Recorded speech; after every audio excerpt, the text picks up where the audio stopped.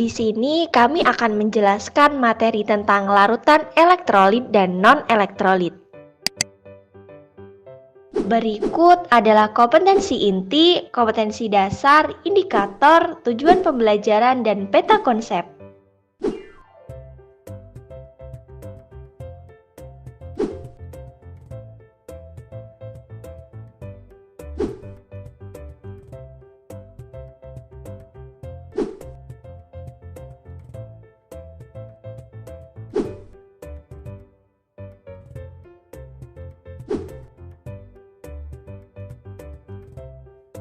Tahukah kamu kendaraan yang kita gunakan menggunakan larutan kimia untuk menghasilkan energi listrik?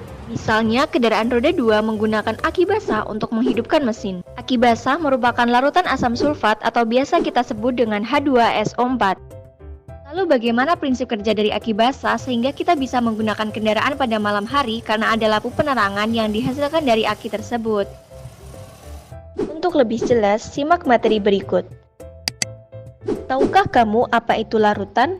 Larutan adalah campuran homogen dari dua zat atau lebih. Pelarut dan zat terlarut tercampur sempurna sehingga tidak bisa dibedakan lagi mana pelarut dan mana zat terlarutnya. Larutan tersusun dari pelarut atau solvent dan zat terlarut atau solut.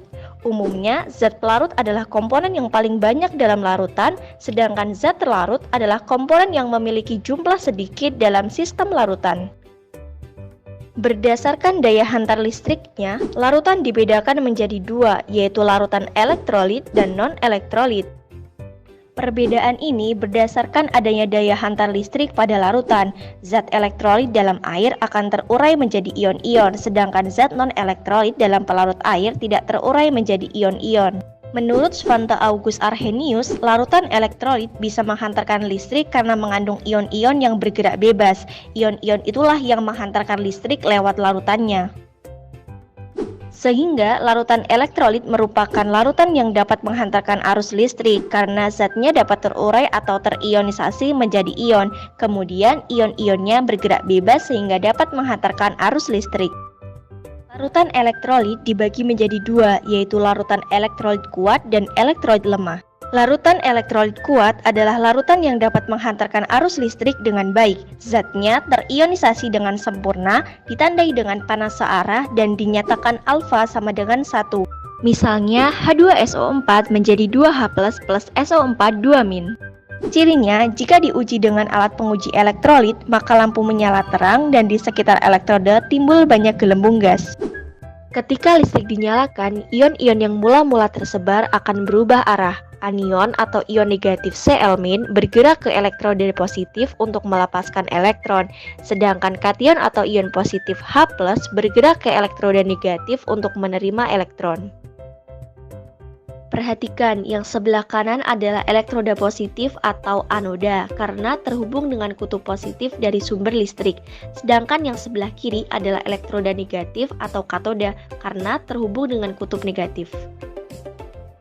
Ion Cl- akan bergerak menuju anoda. Anion ini karena kelebihan elektron akan melepaskan elektronnya melalui elektroda membentuk gas Cl2 di sekitar anoda. Kemudian, elektron yang dilepas melalui anoda akan mengalir dan diteruskan ke katoda. Setelah itu, elektron ini akan diterima oleh H+, yang kemudian terjadi reaksi membentuk gelembung gas H2 di sekitar katoda. Keberadaan ion-ion yang bergerak bebas itulah yang menyebabkan sebuah larutan dapat menghantarkan arus listrik. Berikut adalah contoh larutan elektrolit kuat. Jumlah gelembung dan nyala lampu dipengaruhi oleh jumlah ionnya. Jumlah ion pada sebuah larutan tergantung konsentrasinya. Misalnya, larutan NaCl dengan konsentrasi 2 molar dan 10 molar akan berbeda jumlah ionnya. Mengapa? NaCl memiliki jumlah ion 2. Jika konsentrasinya 2 molar, maka 2 dikali 2 sama dengan 4. Jika konsentrasinya 10 molar, maka 2 dikali 10 sama dengan 20. Karena lebih banyak ionnya yang larutan NaCl 10 molar, maka larutan NaCl 10 molar nyala lampunya lebih terang, gelembung lebih banyak, sedangkan larutan NaCl 2 molar nyala lampunya terang, gelembung banyak. Larutan elektrolit lemah adalah larutan yang kurang baik menghantarkan arus listrik.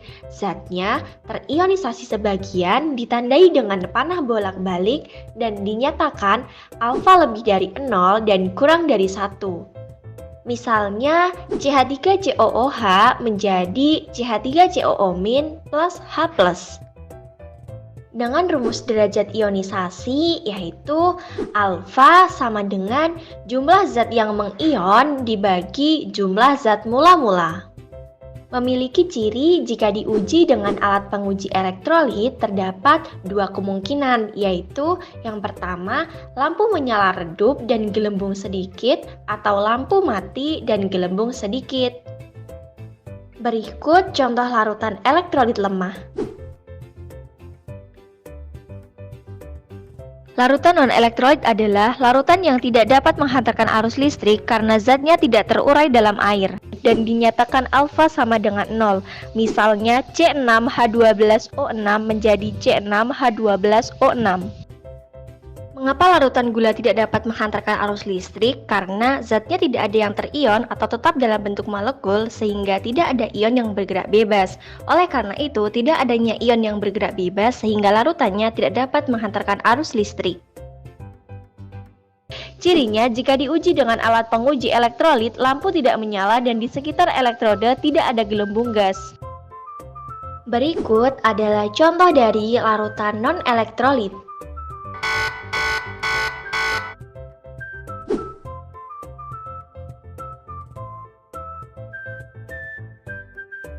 Selanjutnya, jenis ikatan senyawa dalam larutan elektrolit dan non-elektrolit.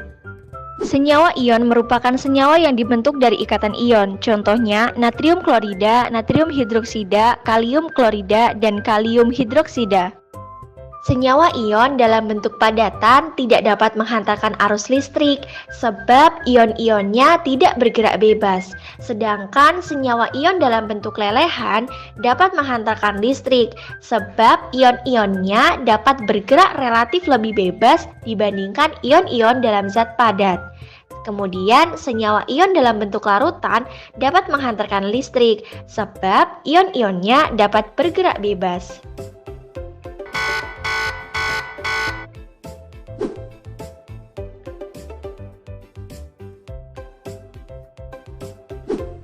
Senyawa kovalen polar adalah senyawa yang atom-atomnya bergabung melalui ikatan kovalen. Senyawa kovalen polar terbentuk karena dua atom yang bergabung mempunyai perbedaan keelektronegatifan. Contohnya asam asetat, asam bromida, dan amonium hidroksida.